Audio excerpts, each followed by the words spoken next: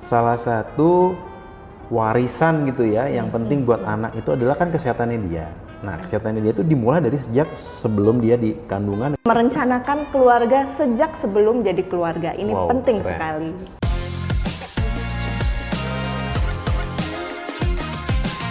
Halo, Assalamualaikum warahmatullahi wabarakatuh. Selamat pagi, sobat sprinter semua. Kita berjumpa lagi di podcast Sprint yang diselenggarakan oleh POGI, Perkumpulan Obstetri Ginekologi Indonesia. Kali ini bersama Pokja Inovasi Kesehatan Reproduksi. Kita akan bahas tentang bagaimana sih mempersiapkan keluarga sebelum jadi keluarga. Nah, bersama saya sudah ada Dr. Herbert Situmorang. Halo. Spesialis obstetri ginekologi, konsultan atau subspesialis endokrinologi, fertility, reproduksi. Nah, Dok, kenapa sih ini penting banget? Kenapa nih? Ya, Dokter Gita, terima kasih nih kesempatannya kita bisa berdiskusi ya. Karena begini, pembentukan keluarga itu selama ini kalau ada pasangan ingin menikah, yang paling banyak dibicarakan kan proses pernikahannya. Iya. Makanya banyak sekali yang namanya wedding planner, wedding organizer gitu kan. Tapi yang suka luput adalah bagaimana menyiapkan kehamilan yang akan mungkin terjadi. Bagaimana menyiapkan anaknya nanti. Bagaimana menyiapkan keluarganya nanti.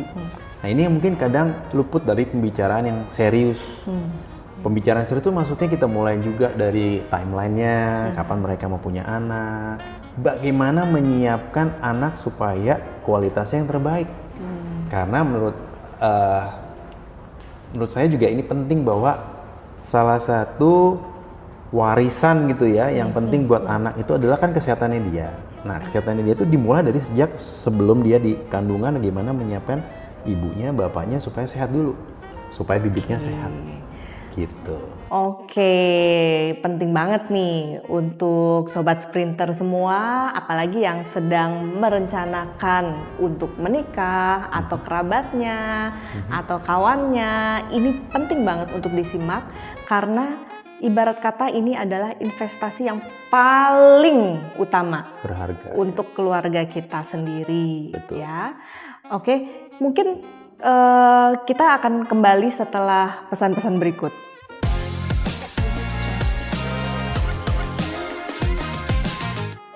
Dok, sehari-hari di mana nih aktivitas? Kok kayaknya banyak kesibukannya gitu loh, Dok. Mungkin bisa di-spill.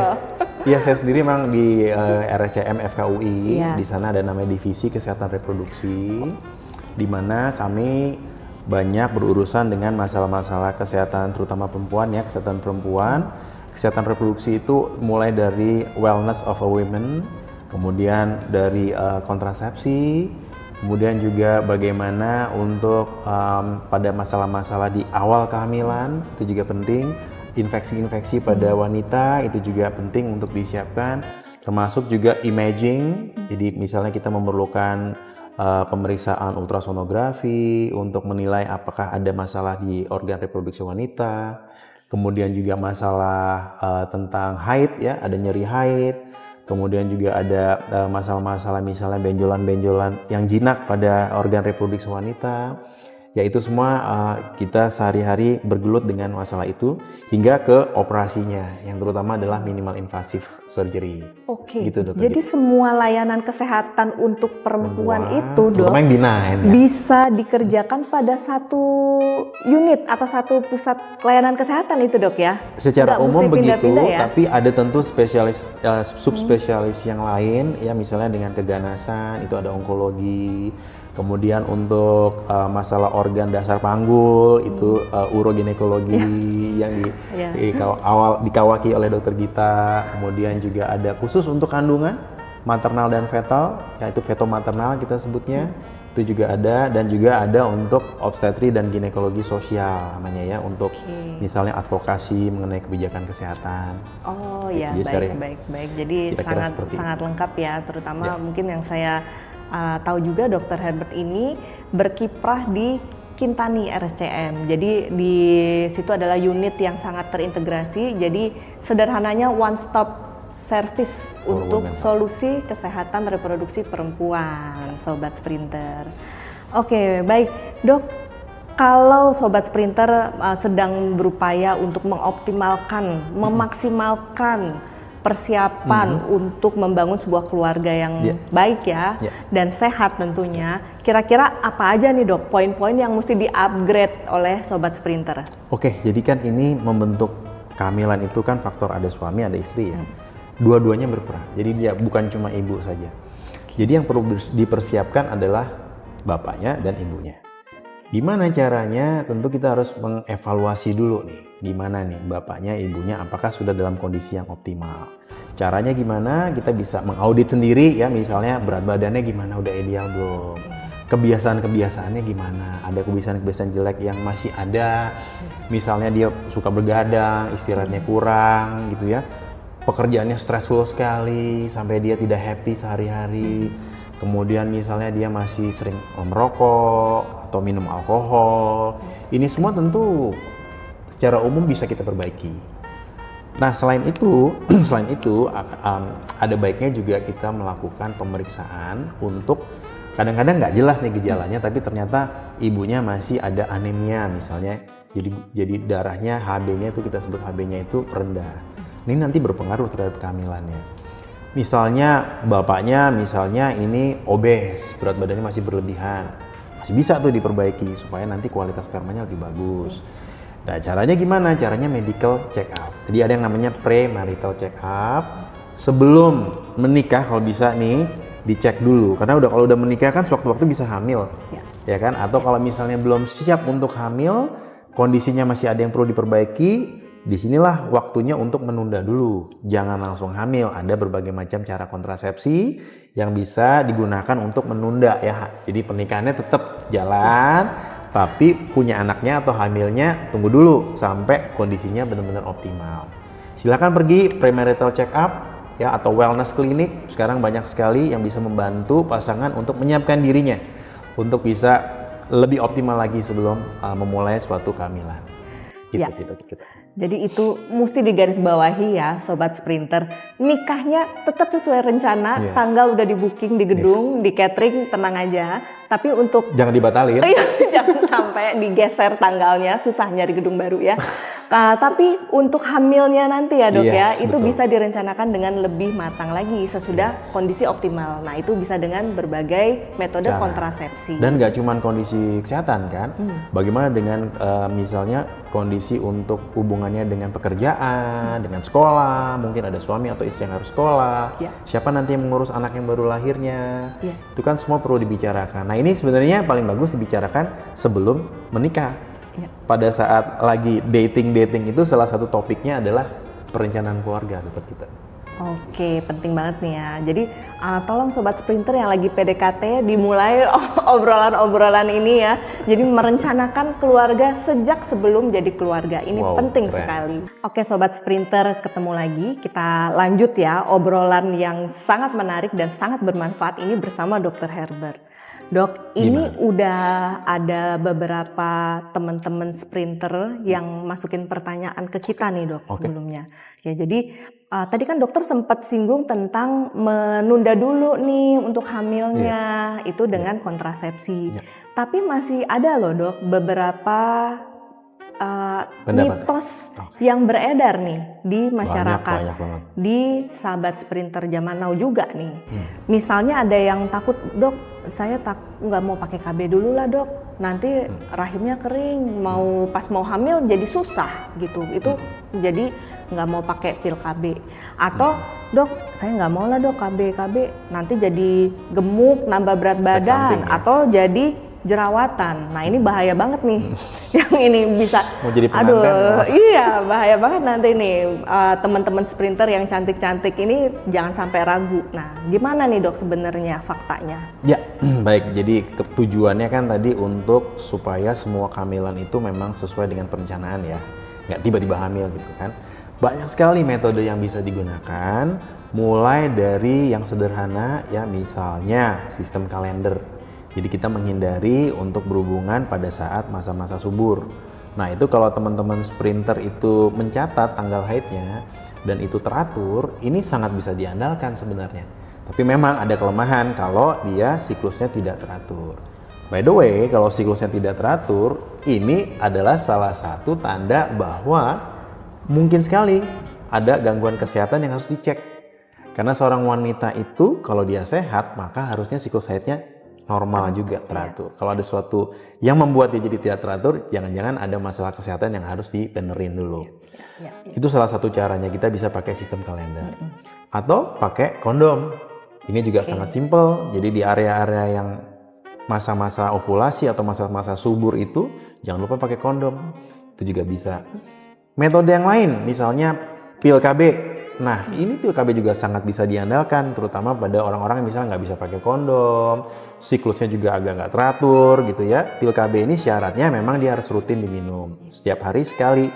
1 kali sehari itu akan membuat siklusnya lebih teratur, kemudian tidak akan hamil dulu selama minum itu, dan jangan khawatir, kesuburannya akan langsung kembali begitu dia sudah stop pil KB-nya. Bahkan nih, lupa minum 2-3 hari aja itu bisa tetap hamil gitu. Jadi jangan khawatir bahwa dia akan susah hamil berikutnya atau nanti jadi kering rahimnya, itu semua adalah mitos yang tidak tepat. Saya kira pilihannya masih banyak sekali, tapi 3 itu yang paling banyak kita gunakan untuk pasangan-pasangan yang masih ingin menunda kehamilannya ya. Memang ada efek samping, beberapa orang yang sangat tidak bisa responnya jelek sekali untuk KB, misalnya pil atau suntik. Itu ada, tapi nggak semua begitu. Itu hanya kecil ya persentasenya yang efek sampingnya berat. Sebagian besar sangat aman.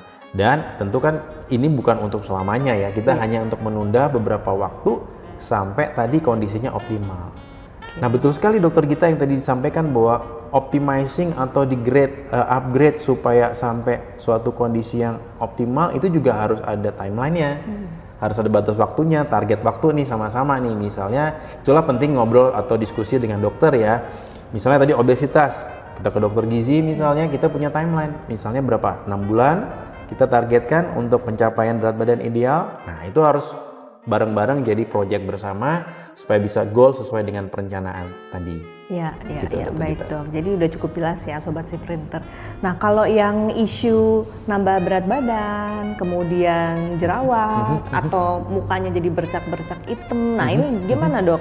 Oke, itu memang ada namanya KB hormonal yang generasi-generasi awal ya, di mana efek samping seperti itu cukup banyak dijumpai. Namun dengan metode KB hormonal yang saat ini banyak dijumpai adalah metode-metode baru, sediaan-sediaan yang lebih bagus, maka efek samping yang tadi itu sudah jauh menurun, jauh lebih berkurang. Bahkan nih ada yang pil KB justru bikin kulitnya lebih halus, nggak gemuk, menghindari jerawat, itu semua ada. Memang betul, kayaknya waktu konsultasi dengan dokter, concern itu harus diberitahu. Mungkin di keluarganya banyak yang misalnya obes gitu ya, mungkin keluarganya banyak yang jerawatan, maka dokter akan mencari sediaan kontrasepsi mana nih yang efek non kontrasepsinya sesuai gitu ya, mencegah jerawat misalnya supaya berat badannya tidak bertambah, itu bisa dipilihkan dokter kita. Ya, baik, jadi ada banyak opsi, ada banyak yang bisa di-adjust sesuai dengan kebutuhan dan kondisi dari masing-masing Sobat Sprinter. Tenang aja, dokter kandungan kesayangan Sobat Sprinter akan siap untuk membantu ya dok ya. Mantap. Oke, nah ini ada lagi pertanyaan dari Sobat Sprinter zaman now nih dok. Oke, apa tuh? Jadi ada juga yang tanya, kalau di masa-masa seperti ini, apakah misalnya baru ketemu jodohnya di usia yang agak udah senior gitu dok? Gimana bukannya tidak mau menikah lebih awal, tapi gimana dok? Emang jodoh saya baru ketemunya sekarang gitu ya? Nah ini gimana kita menyiasati secara medis untuk kesuburan dan kualitas keluarga maupun kualitas hidupnya? Betul sekali sih dokter Gita. Memang sekarang ini ada tren ya bahwa usia pernikahan semakin lanjut. Kemudian banyak wanita yang ingin hamilnya nanti aja, yang mengutamakan sekolah dulu, karirnya dulu gitu. Karena kan kehamilan pasti agak mendelay ya semua aktivitas ini. Nah ini memang perlu itu tadi, pertama dibicarakan dulu sama pasangan. Ini gimana nih, kalau memang ketemu jodohnya itu udah di atas 35 tahun misalnya, ya nggak apa-apa juga selama dia masih sehat, sebenarnya sangat aman untuk hamil. Tapi secara umum emang dikatakan bahwa data itu menunjukkan di atas 35 tahun itu kualitas sel telur sudah mulai terjadi, baik jumlahnya maupun kualitasnya terjadi penurunan. Itu sebabnya misalnya kelainan bawaan pada anak atau pada janin yang dikandung itu akan lebih tinggi pada usia ibu yang udah di atas 40 tahun. Jadi gimana dong dok kalau saya mau menikahnya nanti 40 tahun lebih gitu misalnya ya. Nah sekarang ada opsi nih dokter Gita, namanya fertility preservation. Jadi bisa mulai misal kalau dia belum punya pasangan ya, tapi dia ingin menyimpan sel telurnya, itu juga bisa dikerjakan. Namanya egg preservation.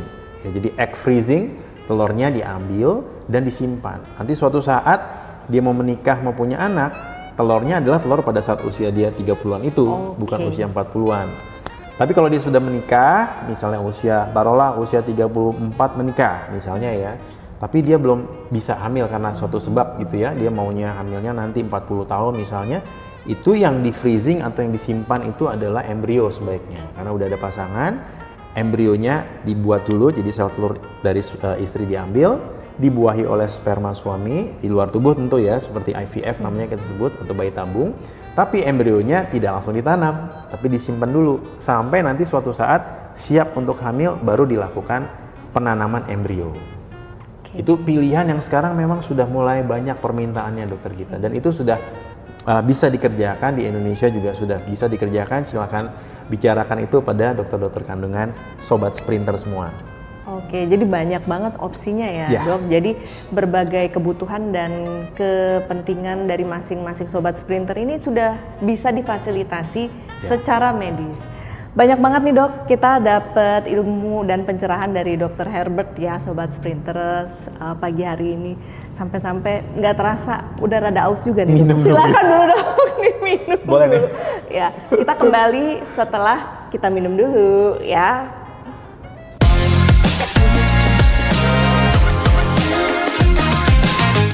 Oke, sobat sprinter, nggak terasa setelah sekian banyak penjelasan dari Dr. Herbert nih ya, tentang bagaimana merencanakan keluarga sejak sebelum jadi keluarga.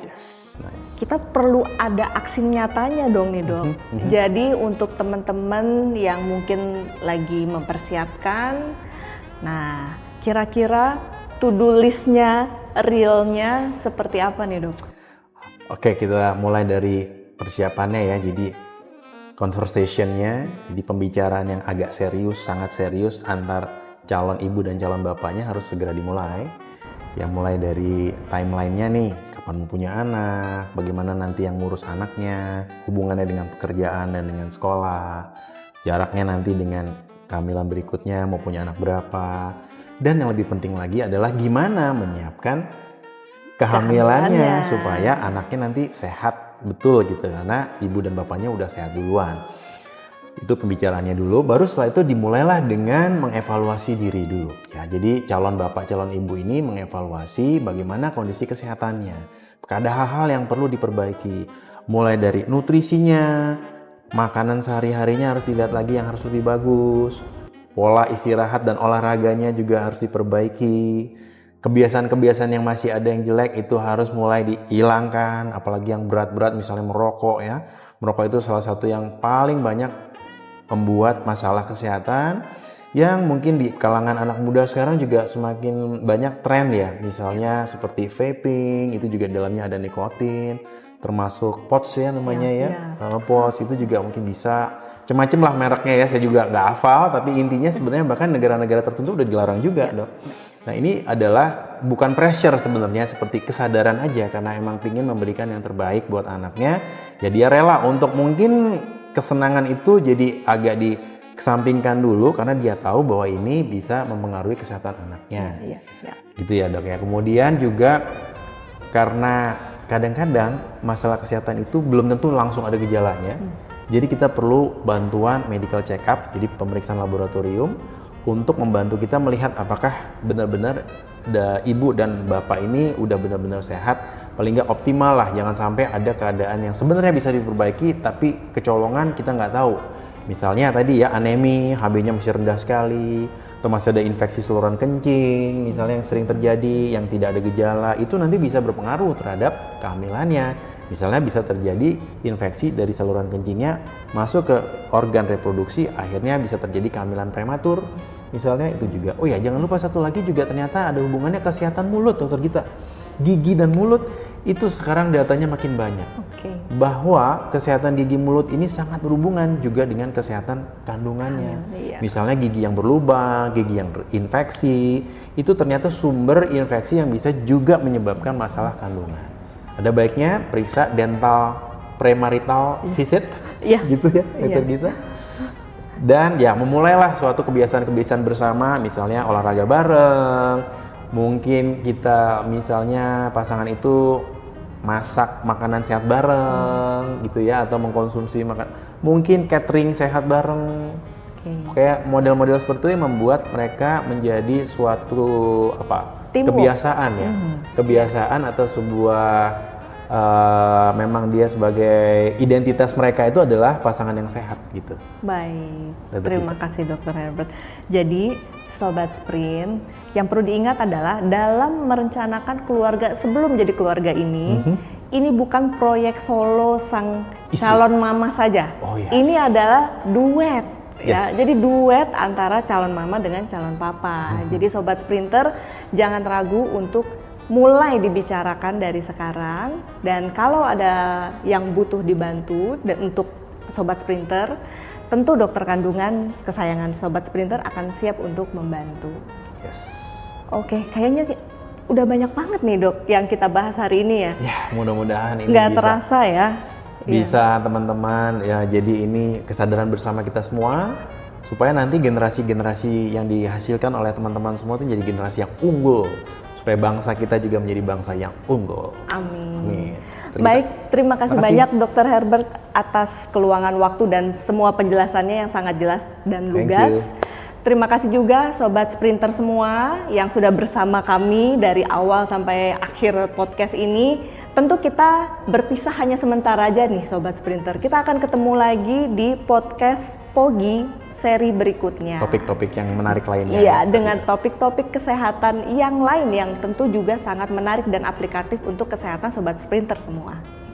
Baik, akhir kata saya Dr. Gita. Saya Dr. Herbert. Kami undur diri. Selamat pagi. Wassalamualaikum warahmatullahi wabarakatuh.